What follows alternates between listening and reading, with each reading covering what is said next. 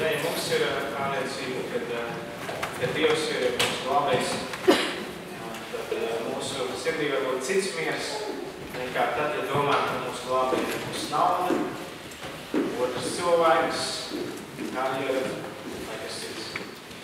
Var labi savu cerību likt uz to, kurš nekad nemainās un kurš ir stabils, kurš ir mūžīgs, un tas ir tās Dievs. Pēc aicinu, ka arī varam kopīgi ieklausīties Dievu vārdā no Pāvila vēstules Efeziešiem, ko mums lasījis Aivars Īsniņš. Vēstule Efeziešiem 1. nodaļa 15-23. Efeziešiem 15-23. Tāpēc dzirdētājs par jūsu ticību uz kungu Jēzu un mīlestību uz visiem svētajiem. Es arī nebeidzu pateikties Dievam par jums, iemanēdams jūs savās lūgšanās. Aizlūgdams, lai mūsu kunga Jēzu Kristus Dievs un godības pilnais Tēvs jums dod gudrības un atklāsmes gādu, lai jūs labāk viņu izprastu. Apgaismota gara acis, lai jūs zinātu, kādu cerību dod viņa aicinājums un kādu godības bagātību viņš savējiem iemanto. Un cik pārlieku liels ir viņa spēka mērs, kas parādās pie mums ticīgajiem, darbodamies tādā pašā izteicības varenībā, kādu viņš parādījis Kristu, to uzmodinādams no miroņiem un sēdinādams pie savas labās rokas debesīs. Augstāk par ikvienu valdību, varu, spēku, kundzību un ikvienu vārdu, kas tiek minēts vai nu šajā laikā, vai nākamajā. Un visu viņš nolicis zem viņa kājām, bet viņu pašu pāri visam iecēlis par galvu draudzē, kas ir viņa miesa, pilnība, kas visu piepildi. Amen. Amen. Lūksim Dievu. Kungs, mēs Tev pateicamies par Tavu svēto vārdu, kas ir Tevis iedvesmots. Tu esi iedvesmojis savus kalpus, apustuļus, mācekļus. Tu esi viņiem atklājis lietas, ko mēs neesam redzējuši. Bet caur Tavu vārdu tās mums arī kļūst vairāk saprotams un pieejams. Un tāpēc mēs lūdzam, kungs, ka arī Tu mums dod šo atklāsmes garu, jeb atklāt caur savu garu, mums vairāk saprast Tevi, saprast, uz ko Tu aicini, saprast uz to, kā Tu redzi mūsu dzīvi un arī mūsu pasaules akmeni. Un atklāj mums to, ko Tu šodien ikvienam vēlies teikt, un arī mums kā draudzē. To, kungs, mēs lūdzam Tava dēla Jēzus Kristus vārdā. Āmen. Sēdieties.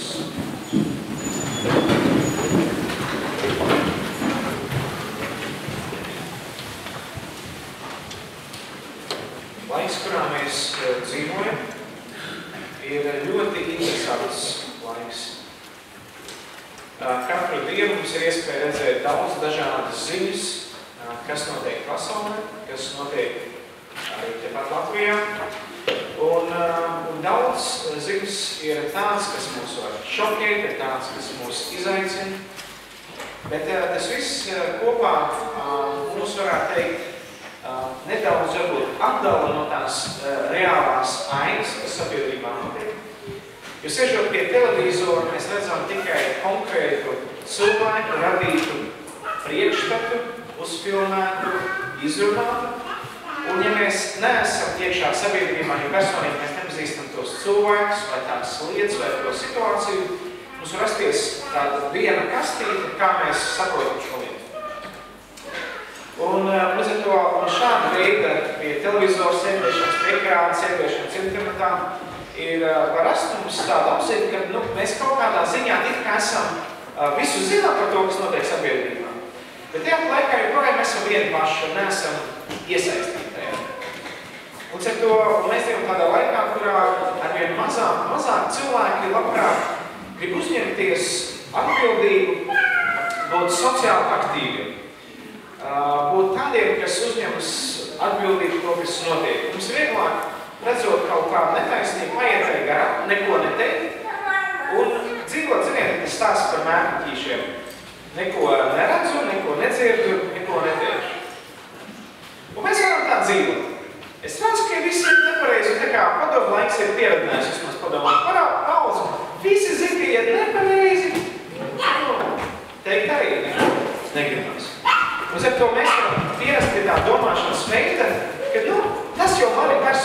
neskat, lai jau tās lietas notiek, un ka mēs dzīvojam tādā individuālismu, varētu teikt, pielūgsmē, ka es esmu galvenais, lai man ir labi. Ka pārējā sabiedrība iet tur greizi šķīvi, pašam jāuzmanās par sevi, ja. Katrs pats sev laimes. Kāpēc, ja mēs latvieši pasakām? Tad galvenais, ka man ir kaimiņš, kad mazai teikt viņam māju, es noprotnēšu ielikšu Facebookā un teikšu žēl. Bet patiesībā mums vajadzētu pārdomāt, vai tādā gadījumā mēs nedaudz neejam pret savu dabu. Jo mēs esam radīti, lai piederētu konkrētai kopienai, konkrētām attiecībām. Ik viens no mums mātes miesās esam bijuši, varētu teikt tā, ar tādu apziņu, ka mēs piederam mammai. Tā kā mēs piederam ģimenei, mums ir dabīgi vēl piederēt ģimenei. Tas ir mans tēvs, tā ir mana māma, tie ir man brāļi un māsas. Un tiek apvienāta mūsu vajadzība pēc piederības.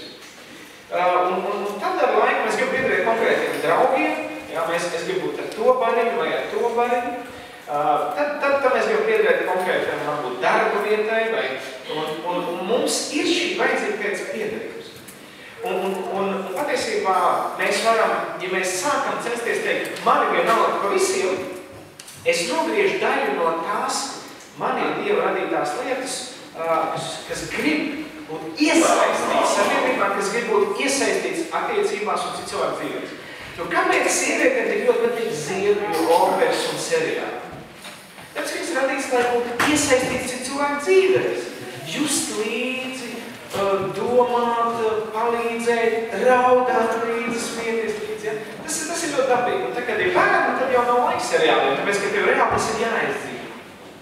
Un tāpat arī vīrietis, ka viņš redz kādu netaisnību, kāpēc patīk skatīties, ja biežiem vīriešiem kādas filmas, kur labais cīnās ar ļauno, ja, kur ir visādas. Tāpēc, ka viņai ir ielikts šī vēl cīnīties par taisnību.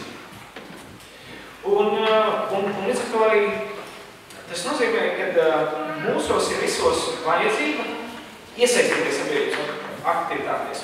Bet biežiem mēs varam nonākt līdz tādām brīdī, piemēram, šogad arī vēlēšanas. Un viena daļa vienkārši ir slikti vēlēt, tāpēc, ka uzticējās un nekas nenotika, uzticēs, nekas nenotika.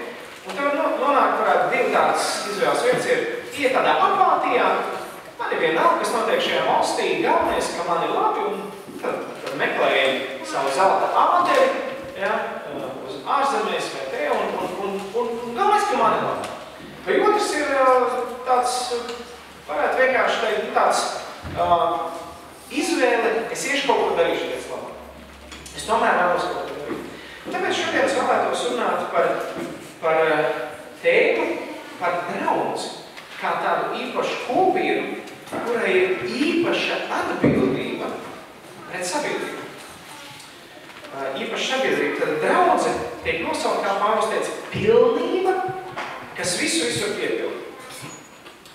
Un līdz ar to tajā skatījumā es gribu arī pārdomāt, kāds vispār ir Dieva ideja, kāpēc vispār tā draudze ir, kāpēc mēs nākam kopā, ja kāds ir Dieva nodoms tam. Šķēršļi, kas traucē mums patiesībā ieraudzīt mums draudzi ar pareizām acīm. Jo es, ka biju neticīgs, man draudzi bija baznīca bija vieta, no kuras jāmēk, ja tie savs jocīgie. Bet kas ir tie šķēršļi, kas mums traucē tomēr ieraudzīt, kā Dievs ir draudzi? Kas ir nepieciešams, lai es pareizi to ieraudzītu un saprast, ka arī man ir paredzēta vieta Dieva draudzam, ja viņa ģimene. Un kā tava dzīve, ja tu esi draudzē, var kļūt par pārveidošu spēku sabiedrībā. Ja tu nevienkārši nenodzīvo savu dzīvīti, bet patiesībā tava dzīve kļūst tāda, kas var ietekmēt sabiedrību. Līdz ar to šodien gribētu runāt par šo tēmu. Tad pirmais Dieva nodoms attiecībā uz draudzi. Pāvils lieto interesantu vārdu draudzi, grieķu valodā. Un ja labi zināt, kad raksti rakstīti citām valodām, tāpēc ir labi saprast, kas ir šis oriģinālais vārds, kas tur ir lietots. Un tur lietots vārds eklesija. Un šis vārds tika lietots jau pirms jaunās derības sarakstīšanas pēc un jaunās derības laikā. Un vārds eklesija ir tas pats vārds, kur arī Jēzus min, ka viņš saka Mateja evaņģēlijā 16:18. Viņš teica Pēterim, es tev saku, tu esi Pēteris, un uz šās klints es gribu celt savu draugu, savu eklesiju. Mēs saprast, kas ir eklesija. Un Elas vārdiem tu nebūs uzvarēta. Un tad šis vārds eklesija, šī pilnība, ja saka, tā ir pārsakā draudze. Tajā laikā šo vārdu lietoja, kad pilsēta savācās kopā, lai apspriestu, teiksim, tāda kopējā balsošana. Ja? Tad mums ir vēlēšanas, ja? Tad tās tādas vietējās vēlēšanas, kas sanāca sabiedrību kopā un izlēma svarīgs lēmums attiecībā uz pilsētu. Uz to, ko mēs darīsim, uz kuriem mēs iesim tālāk. Tad tāda sociālā atbildība. Tad līdz ar to ir lietots vārds attiecībā uz draudzi, tad par ideju, kad viņi tiek savākti kopā ar konkrētu mērķi uzņemties atbildību kaut ko darīt. Nevis vienkārši sanāksim kopā un priecāsimies. Arī konkrēts mērķis, un arī tas ir, bet tajā laikā tur ir tomēr arī kāds konkrēts skatījums, kāpēc Dievs ir izveidojis savu draugu šeit uz zemes. Par to arī vēstuli Efeziešiem, no kuras mēs lasījām, viņi nosauc par visu Pāvela vēstuli karalību. Tāpēc, ka viņi runā par principiem, tādu atklāsu par draudzi un to mērķi, kāpēc vispār mazliet. Un ja tu esi draudzē, tev noteikti to vajag zināt. Ja tu vēl neesi draudzē, tev ir labi uzzināt, kas ir tas, uz ko Dievs aicina, kam pievienoties, kādai kopienai, kādai, varētu teikt, viņa radītais sabiedrības daļai. Arī mūsu draudzes kalendāra februāra mēnesī ir tie, kas ir lasījuši mūsu kalendāru, tur ir rakstīts, ka mēs esam sapulcināti, lai uzņemtos atbildību par pasauli. Ne jau atbildību pasaules grēkiem, bet nozīmē nepaiet garām šai pasaulē kaut ko darīt šīs pasaules labā. Un ko tad Dievs pēc būtības gribēs darīt pasaules labā? Ko jūs zināt? Restīgi mūsu labā. Ko Dievs ir gribēs darīt? Glābt pasauli. Tad Dievs redz mūsu cilvēkus kā pazudušus, tāpēc, ka mums nav bijuši attiecības ar Dievu. Un tāpēc viņš ir nācis uz šīs zemes kā cilvēks kā miesām pārdabisks, tāpēc, ka Dievs ir pārdabisks, ienācis mūsu cilvēces vēsturē zem nosaukuma Jēzus Kristus un nācis un par mums samaksājis, par mūsu bet kāpēc viņš samaksāja? Ne jau vienkārši, lai samaksātu mūsu grēkiem, bet lai man un tev būtu tuvas, īpašas, dziļas attiecības ar Dievu, ar radītāju. Lai tu nebūtu tāds, kas dzīvo, domā, man ir dzīvē jēga, nav, kāpēc es tik radīts, bet kad tu personīgi zini to, kurš tevi radīs, un zini, kāpēc viņš tevi radīs, un uz ko viņš tevi aicinās, uz īpašām tām attiecībām. Ar viņu pirmkārt, un otrkārt arī, kā tā nodzīvo šo zemes dzīvi, kad tu varētu saprast, es zinu, kad es esmu pareizajā vietā. Jo lielākā daļa, kā pētījums saka, joprojām arī ticīgi cilvēki joprojām nesaka, vai viņi ir īstajā vietā. Un tas nenozīmē, ka tas ir kaut kas tāds, tas ir normāli. Ja mazs bērns, ka viņš piedzimst, viņš jau nezina, kas viņš būs. Viņš sapņo būt par, kā padomā laikā, kosmonautu, beigās ir nekautu citu. Līdz ar to Dievs ir nācis šeit pie zemes, lai caur Jēzus Kristu tev atjaunot attiecības ar viņu. Bet tad ir interesants vārds. Viņš Pāvils saka, kad zem šī Kristus, 22. pantā, viņš ir nolicis zem viņa kājām, un viņu pašu pār visam iecēlas par galvu draudzē, kas ir viņa miesa, pilnība, kas visu var piepildīt. Tad viņš saka, ka Kristus ir galva draudzē. Tad jautājums, kur ir svarīgākā personība Ogas Trīsvienības Baptistu draudzē?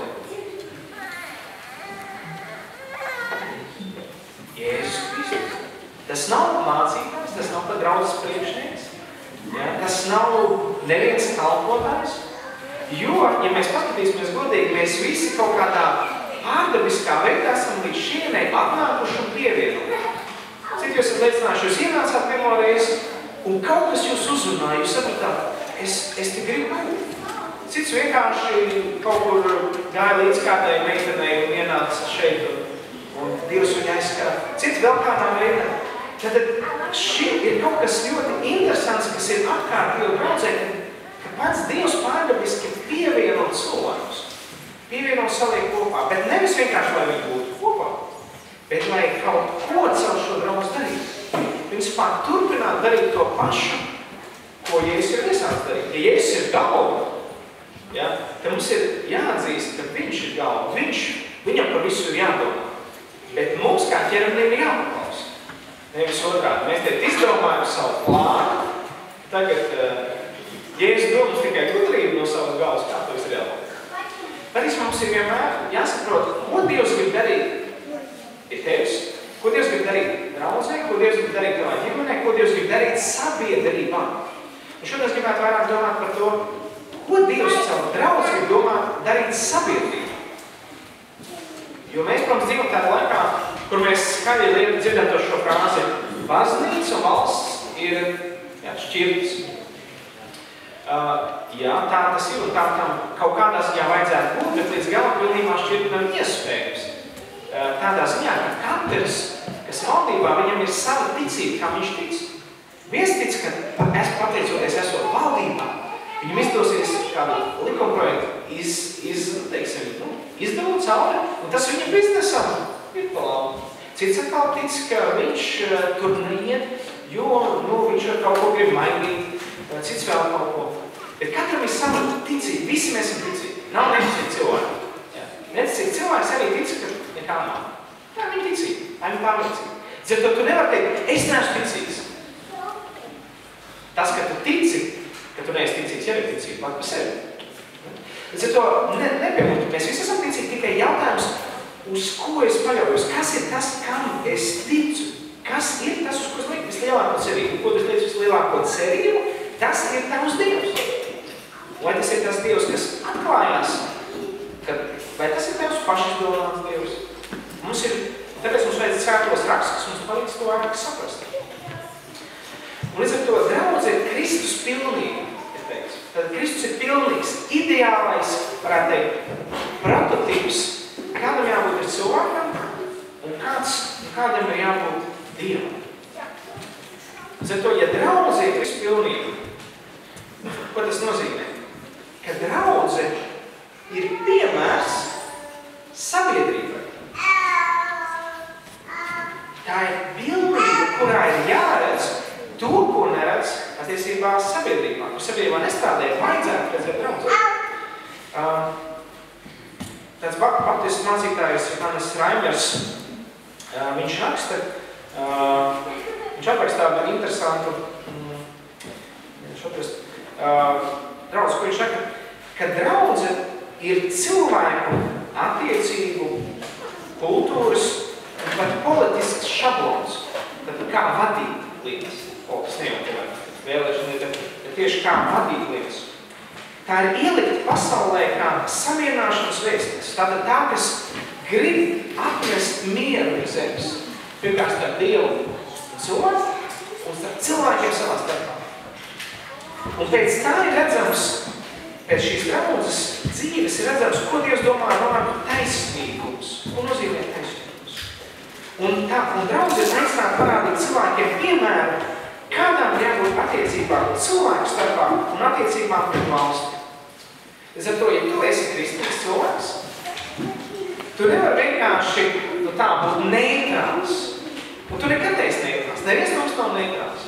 Visi mēs ietekmējam viens otru. Un daudz sociāla pētījumi saka, ka visi mēs atstājam ietekmi uz citiem. Pirmkārt uz bērniem, otrkārt uz kaimiņiem, treškārt uz apkārtējo vidi.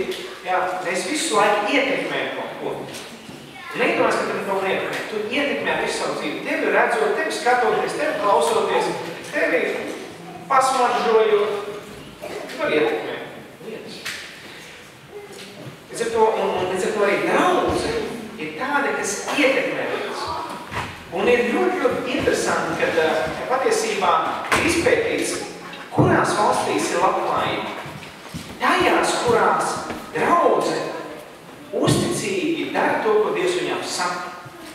Nevis formāls draudzes, kas tagad izdomā iekarot uz Eiropu ar zobenu, nu tā, pārdabīgi. Bet viņi nodevās savai idejai, bet ne pirmkārt Dieva. Un Dieva ideja, kā to izdarīt. Jā, Dievs teica, ejiet visu pasauli, bet ne jau iekarojiet un nogaliniet. Bet ejiet par piemēru, kalpojot Dievu. Un tur, kur draudze ir kļuvusi tāda, kas tā kā mans, es esmu svarīgāk, ka es esmu galvenais, ir tikai viens, kas man paklaus manas lūkšanas un pavēlas, tad tas nav. Bet draudze, kurās tiešām ir draudze un cilvēki, kas saka, es neesmu pārāks ne par lietu, kas ir ārā sabiedrībā, jo es esmu tāds pats grēcinieks kā viņi, un es kalpoju savu Dievu, un viņi meklē Dievu prātu. Un viņi nevis vienkārši skaita lūkšanu, mūsu tās debesīs svētīts Tavs vārds, lai nāk tā valstība, lai Tavu gribu notiek kā debesīs tā uz zemes, bet viņi tā arī dzīvo. Dievs, es gribu darīt Tavu gribu uz zemes. Es gribu, lai Tavu valstībā, nevis man gribu tā.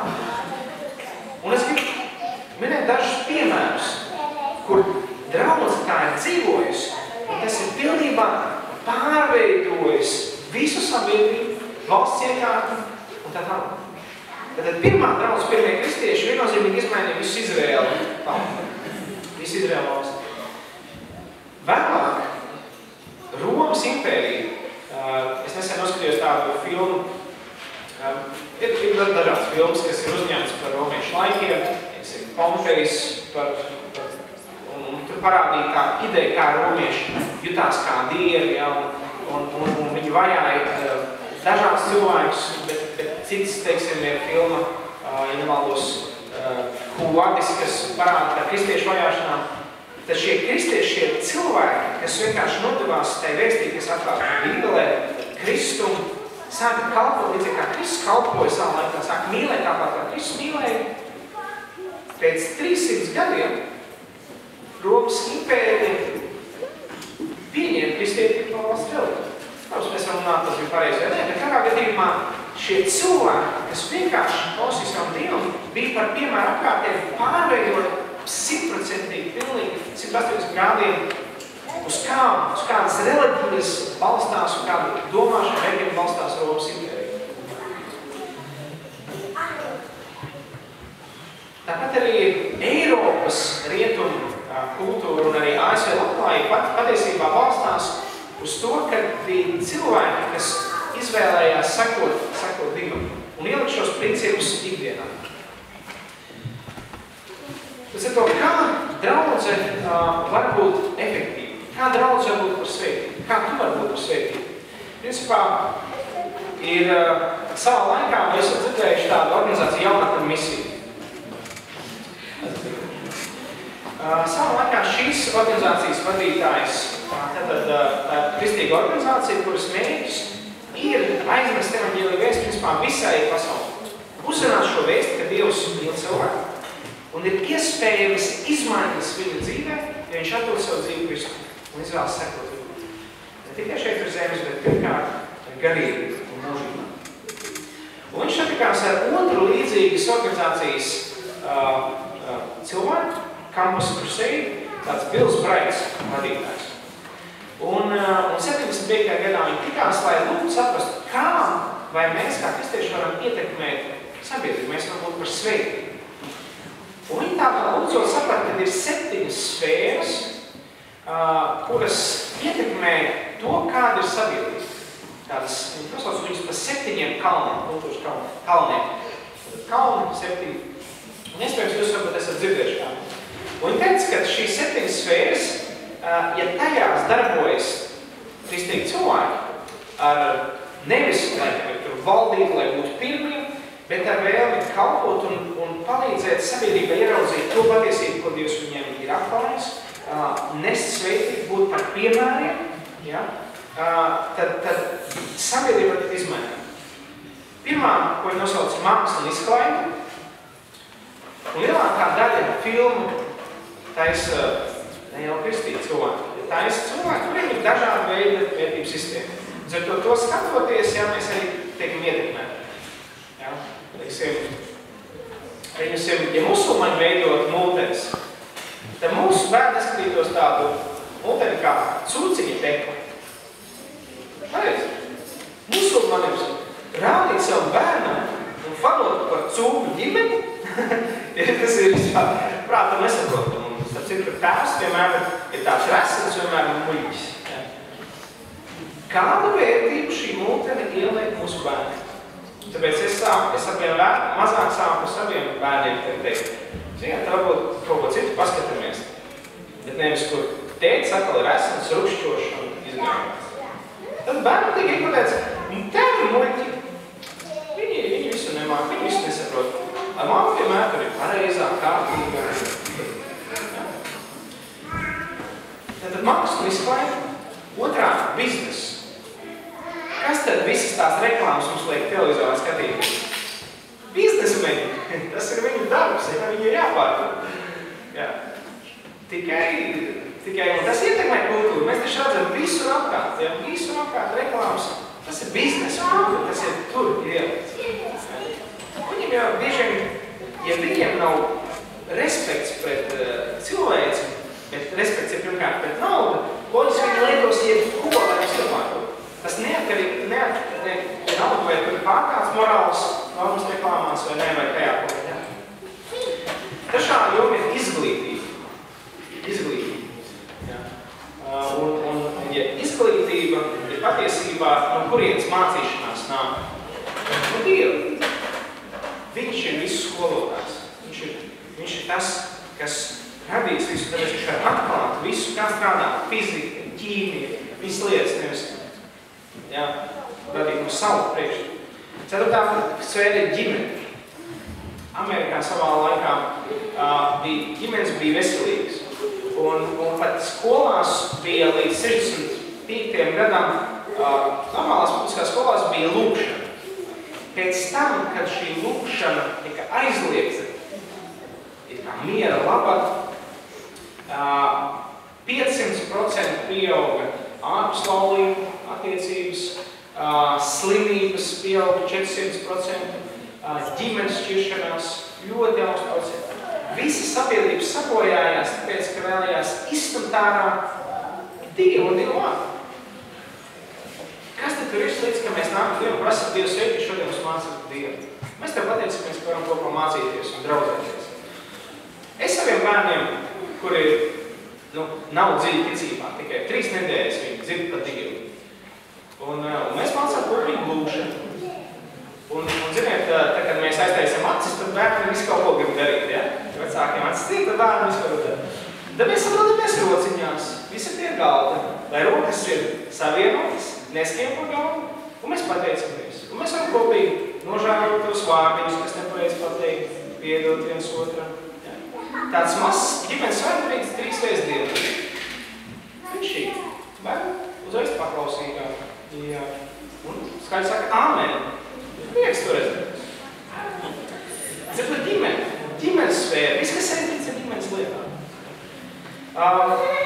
Piektā sfēra valdība.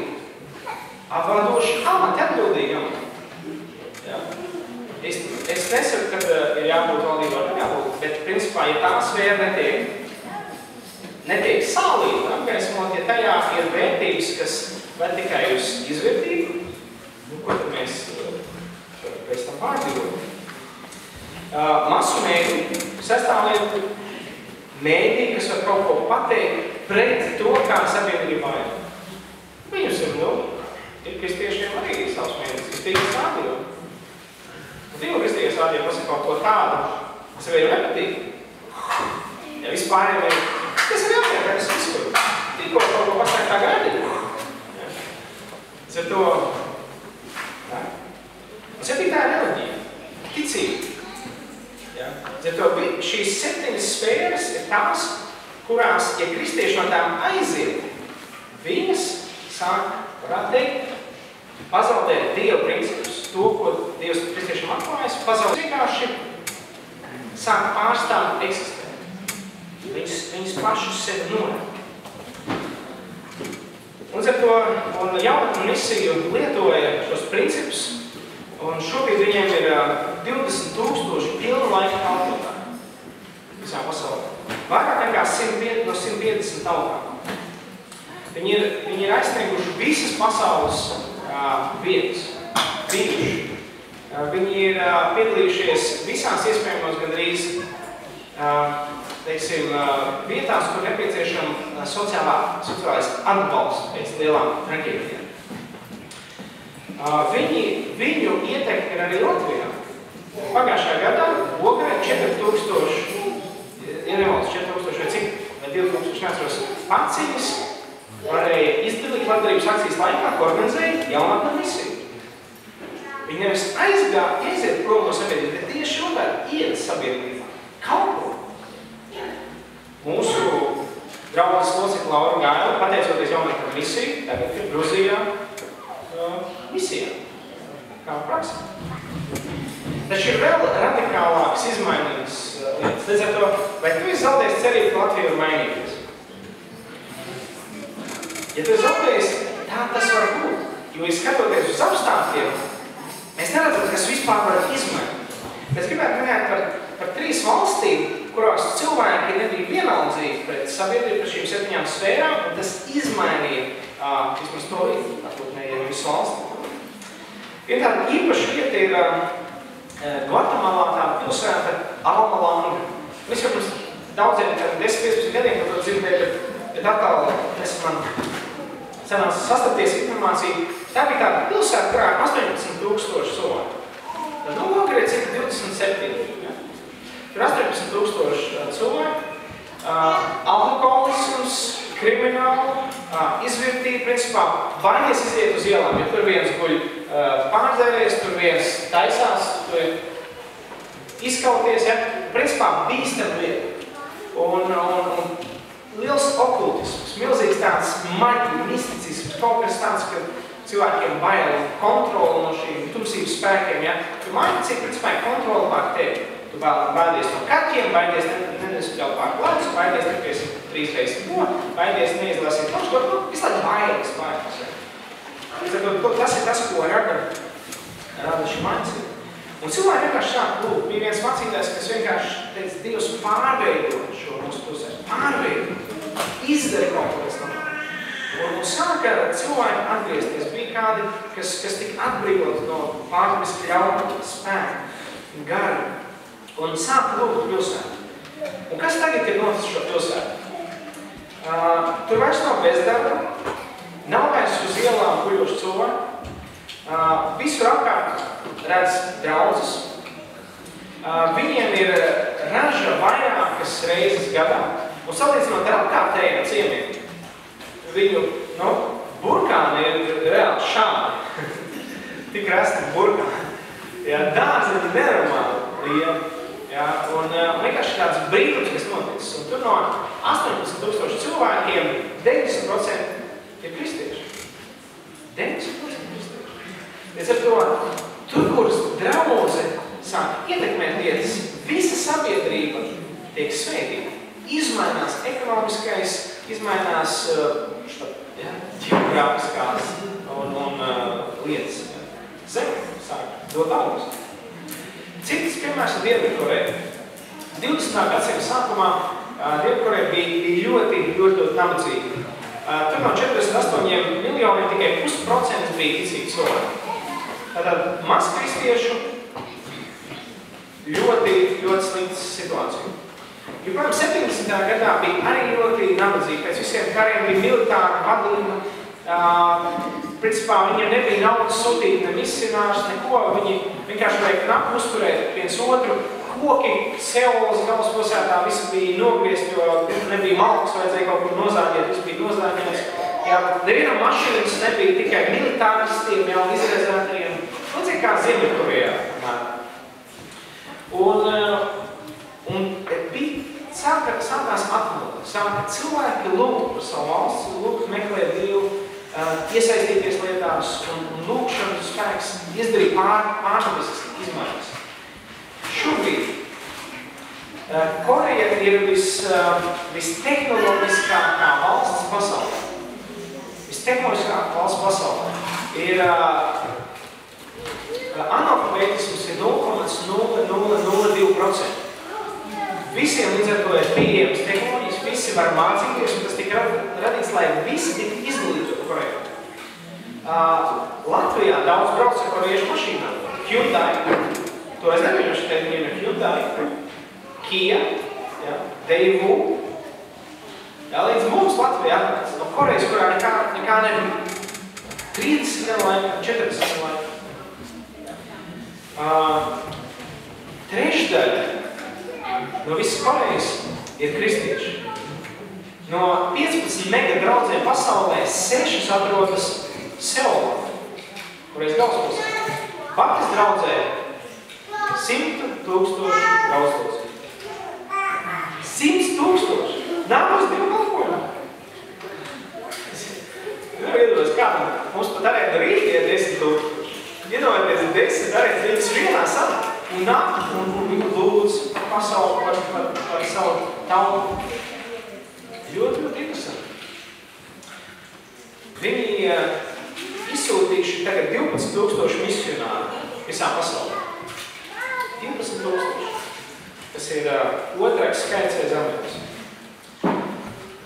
Tātad tur, kur kristietība kļūst reāli, praktiski izdzīvot, tiešām Dievu cilvēku seko Dievu, tur notiek izmaiņas. Nevis norobežojas, kādos tādās vietās, kur parasti cits nelaiž pāri. Tur viņi paliek.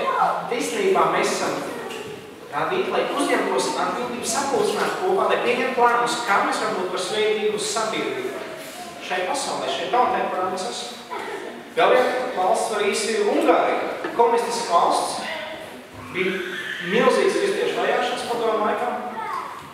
Un viens no viņas tādiem ateistiskiem politiķiem bija tāds vīrs Viktors Orbāns. Viņš izsmēja kristietību, smējās, bet viņš apprecējās ar ticīgu sievieti. Un satika vēl tās ticīgas cilvēks, un viņš lēnām no milzīgi ateisti kļuva par protestantu kristieti, par dedzīgu cilvēku. Un tagad viņš ir Ungārijas premjers. Visas Eiropas valsts, daudzas, kas ir liberālas, kur nav premjeri kristieši. Viņš tas ir tāds radikāls, bet viņi patiesībā ir viena no retajām valstīm, kas stājas pretī Eiropas Savienības visiem tādiem likumiem, kas sagrauj ģimenes vērtības. Viņi ir 2012. gadā izdarīja izvēli publiskās skolas uzticēt nevalstiskām organizācijām. Tā skaitā arī draudzēm. Un 49 no draudzēm tika nodotas baptistu organizācijas rīcībā. Un tās bija nabadzīgākās skolas, kurās lielākā daļa bija Romi, čigānu tautības bērni. Un šie baptistu savienība uzņēmās atbildīgi par viņiem. Un par šiem 17 000 bērniem šajās 49 skolās. Un viņi ne tikai rūpējas, lai viņi pēduši, apģērbi, bet ir iespēja viņiem organizēt lietas, kas māca par Dievu šiem bērniem. Un šo 5 gadu laikā 1000 bērni apliecinājuši un kļuvuši, teikuši, ka mēs ticam Kristu, mēs gribam sekot. Tikai caur darbu, publiskām skolām, ko izdarīt kāds kristīgs vadītājs. Un viņš nav vienīgais, tur ir liela daļa kristieši, viņš tikai redzam personu.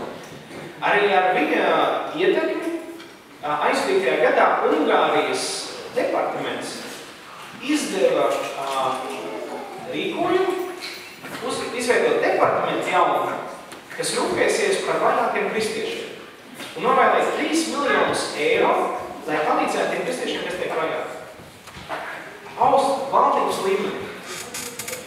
Tāpēc, ka šajā sfērā valdība ir kāds, kurš klaus nevis savām līkām, bet saprot, ka viņš kaut kam augstākam par sevi. Un kas tad mums traucē ieraudzīt to visu bieži vien? Ka mēs bieži vien pazaudējam cerību, ka mēs kā cilvēki varam ietekmēt sabiedrību. Pirmkārt, tāpēc, ka mēs neredzam lietas ar Dievu acīm. Un Pāvils teica, tāpēc dzirdēdams par jūsu ticības kungu Jēzu un mīlestības visiem svētījiem, arī es nebeidzu pateikties Dievu par jums. Bet viņš pateicās pret vienu ticību cilvēku. Ja redzot, zinot par mīlestību un ticību. Un viņš šo ticību mīlestību, kas iet kopā. Nepietiek ticīgs cilvēks un nemīl. Ne cilvēks, kas sabiedrība. ne jau vērtības, bet cilvēkus sabiedrībā. Tas nav tas, kā Pāvils saka, es redzot jūsu ticību un mīlestību. Ja tā ir ticība, kas tev nemūdina vairāk mīlēt cilvēkus, piedod, tā nav kristīga ticība. Tāpēc, ka kristīga ticība saka, tu esi tik ļoti mīlēts, ka Dievs atdev savu nāvu.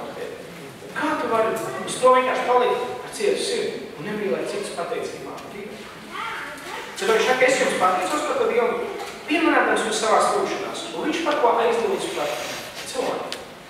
Šeit aizlūgtams, lai mūsu kungi Jēzus Kristus Dievs un godības pilnais tēvs jūs dotu gudrības un atklāsmes gan, lai jūs labāk viņu izprastu. Viņš lūdz, lai tu un es mēs labāk izprastu Dievu, kāds viņš ir. Tas nozīmē, ka mēs paši savu prātu nevaram viņus atvērt. Mums ir vajadzīgs griezties pie viņu un teikt, atklāj Dievs, kāds tu esi. Jo redzot, ja Dievs ir bargs, kas sodīs par katru mazāko pārkāpumu, tu loģiski nesakoši, bet tev lūdzu, vai tiešām Dievs ir tāds, vai kāds ir vienkārši tā tēva priekšstats, kas ir radīts par Dievu. To ir ļoti svarīgi saprast. Jo mums ir jāiemāk. Es ar to viņš lūdzu, lai mēs saprastu, izprastu un viņu, kāds viņš ir, visu laiku mēs, mūsu priekšstats par viņu izmainās. Viņš lūdz arī apgaismot gar acis, lai jūs zināt, kā cerību dod viņu aicinājums. Uz ko tu liek savu cerību? Uz savu veselību, uz saviem draugiem, cilvēkiem. Tie teica, lūdziet, lai Dievs jums parāda, kādu cerību dod viņu aicinājums, uz ko viņš tev dod, uz ko balstās viss, ne uz tavu spēku, ne uz tavu intelektu, bet uz viņu, uz to cerību, ko viņš dod. Un es nevaru jums te izklāstīt, kā cerību viņš dod, jo tāpēc ar to Pāvils lūdzu, lai viņš atklāja vairāk par katram individuāli.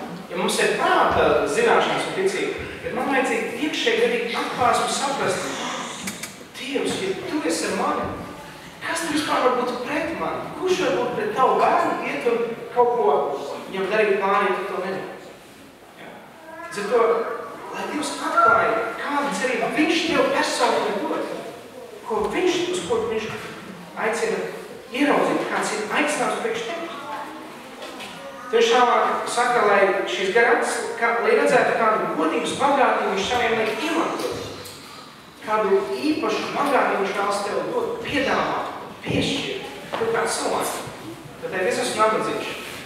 Ja tu esi ar Dievu, miljonāru radītāju, un piedara visu pasauli, kā tu tagad esi nabadzīgs? Jautājums, kurā tu saskati savu bagātību? Tur ir daudz vairāk kā tikai, tev ir pieeja pie Dievu, kas ir radījis tavu miesu, tavus kaulus. Kurš var dziedināt no cieņa? Kurš var jebko izdarīt? Ja tu piemēram nāk kā pie savu personīga tēva, mēs tāds tēvis. Tās tēvis, kur tu var nāk, man trūkst, man vajadzēs pēc šī, ko man darīt? Lūdz, gaidāt, skaties, un vienam bija jautājums. Un sapratīs, tas bija Dievs. Lai iesaistīt Dievu savā ikdienā. Mārtiņš Luters teica, evaņģēlis, kurš neietekmē mūsu ikdienas lietas, vispār nav evaņģēlis. Ja tev ir ticība, kas vispār ikdienā tikai svētdienā darbos, tas ir par viņu. Tu nesaprats ticību būtību, nesaprats evaņģēli, nesaprats Dievu mērķi priekš tevi. Viņš grib iesaistīts visā šo izdarbu. Un tālāk viņš lūdz arī, lai apgaismot garats, lai ieraudzītu, cik pārlieki liels ir viņa spēka mērs, kas parādās pie mums ticīgajiem. Darbotamies tādā pašā izpēcības vardarbībā, kā viņš parādīs Kristu, to uzmodāndams no mirodiem. Un sēdāndams pie savas labās rokas debesīs. Tad tur parādās Dieva spēka mērs, un tur teikts, ka oriģinālā neizmērojamais spēka mērs. Nevar izmērīt džaulos vai kādās citās. Ja, vai citās mērīgās fizikās. Līdz ar to, ka tas ir tāds spēks, kurš var neatver, kurš var mirušu cilvēku uzmodāt no mirodiem. Tāda Dievu mēs saprotam. Āfrikā ir bijuši, kur ticīgi jau lūdz un atmostās no mirodiem cilvēks pēc lūkšanas. Dievs vienkārši pārvis atgriež atpēc dzīvību, atjaunoties. Tad kur vēl vairāk par par lietām, kas sabiedrība var ietekmēt. Tad viens spēka mērs, kas ir spējīgs no miroļiem uzmanīt, tad tavu veselīgo situāciju pilnībā izmainīt pēc vienas lūkšanas. 100%. Un otrs, sēdinātos pie savas labās rokas debesīs, tad ielikt augstākajā pozīcijā. Domāju, ka Dievs tev nevar ielikt tādā pozīcijā, kur tev lielāk ietekmē. Ja jūs to viņa prāts, viņš tev autoritāti cilvēku acīs cels, ja tu būsi viņam paklausīts. Viņš tev ielikt tādās vietās, kur tu pat sakļot nesakļos. Tad to satiksies tādu cilvēku, kur tu pat iedomāties nevar. Un citi cilvēki, kas ir nodevuši savu dzīvi tādās rokās, viens no tādiem ir Nikijs Krūms, kurš sarakstīja grāmatu Skrien čalīdz skrien. Viņš ir ticies ar Salvadoras lielākiem mafijas bosiem. Viņiem runājas par Dievu, viņi raudājuši viņa priekšā. Līdz ar to, tu nevari neierobežot to, ko Dievs ar tavu dzīvē izdarīt.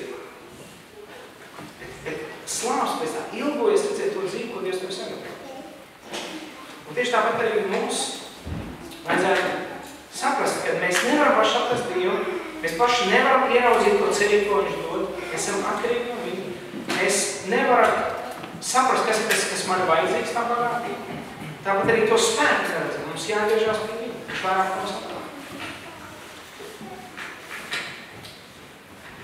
Taču kas mums bieži vien traucē atrast sevi šajā Kristus miesā, Dieva draudzē, attiecībās ar viņu? Tas daži vienkārši lietas. Pirmkārt, kad tu atzīsti, ka tu tāds, kāds tu esi, tu neko labu nevar izdarīt. Kamēr tu neatzīsti, ka tu kāds tu esi neko labu nevar izdarīt, tikmēr tu vienmēr paļausies, ka tu kaut ko pats personīgi bez Dieva domāji. Varēs kaut ko labu izdarīt. Un tas būs tavs lielākais traucēklis, kas tev traucēs no Dieva lietumā. Bībele saka, ka ne jau mūsu pareizā pieklīgā uzvedība jau mums atnāk pie Dieva, vai mūsu karjeru vai izglītību. Patiesībā tas, ka mēs nonākam, ka mēs esam pilnīgi grēcīgi cilvēki. Un kad es pats kāds esmu, nevaru būt Dieva lietojums. Pravietis Jesaja ieraudzījuši teica, Dievs, es esmu grēcīgi un lūpām. Es nevaru tev kalpot. Mums visiem jānonāk līdz apziņai, ka patiesībā pēc Dieva man ir kādi grēki, ko es gribētu ar jums neuzīt, lai tikai neviens neuzīt. Un mēs slēpjam to savu. Ar to, ja tu ienāc ar savu esi draudzē, ģimenē, attiecībās,